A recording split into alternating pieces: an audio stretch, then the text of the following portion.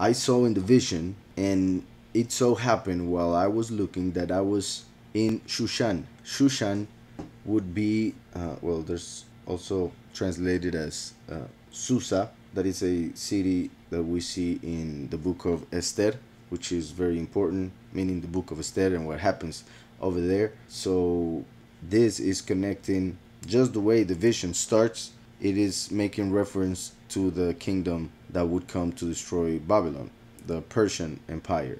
So in this vision, well, I'm getting ahead of myself, so I'll continue. But like I said, Shushan as capital of the Persian Empire, as we see when Ahashverosh was ruling in the book of Esther. So it happened while I was looking that I was in Shushan, the city, which is in the province of Elam, which is in the province of Elam. Here where it says the city, it could also be translated as the fortified place, because the cities were fortified places, fortresses pretty much. So that I was in Shushan, the fortress, which is in the province of Elam.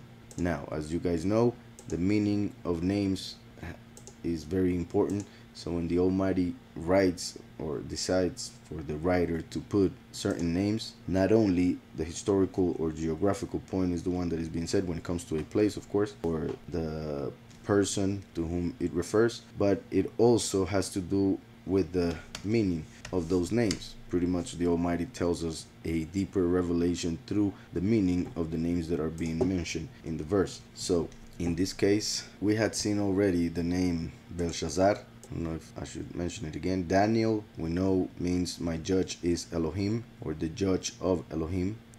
Then we have Shushan, Elam, and Ulai. So Belshazzar was Baal protect the king. So the Lord, which is the meaning of Baal, the Lord protect the king. So it represents him whom the world sees as Elohim, yet it is not only the mighty one of this world who will be taken out, so that the kingdom of Yahweh may be established for eternity, which is pretty much the meaning of Elam. Eternity comes from Olam, which makes reference to time and space, to eternity in the reality in which one will spend that eternity, or in this world which has a limited amount of time. So also Shushan means lily, the flower. So it represents Israel. That's why the Persian Empire represents the chosen few, because the Persian Empire, Persia means splendid, the splendid ones, and those are the chosen few. That's why we don't see pretty much anything negative regarding Persia, because Persia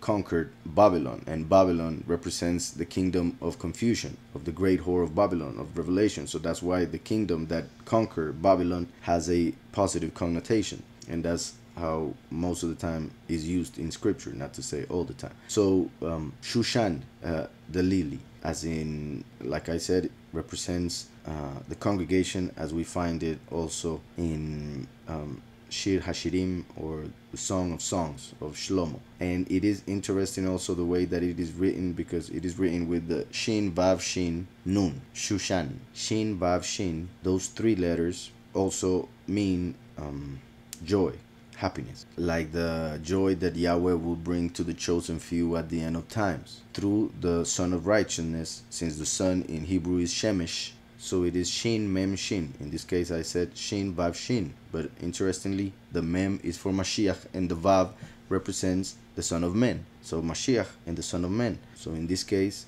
well, there are many things that could be said regarding this. I just wanted to mention Shushan represents the congregation of the end, those who will rejoice, and those who will be gathered by the son of Nun. That's why it's Shush and ends with a Nun, and it is pronounced the whole thing Shushan. So there are a lot of symbolic or meaningful things regarding this word Shushan in Hebrew. Like I said, Elam is eternity, and Ulai means my leaders or my mighty ones.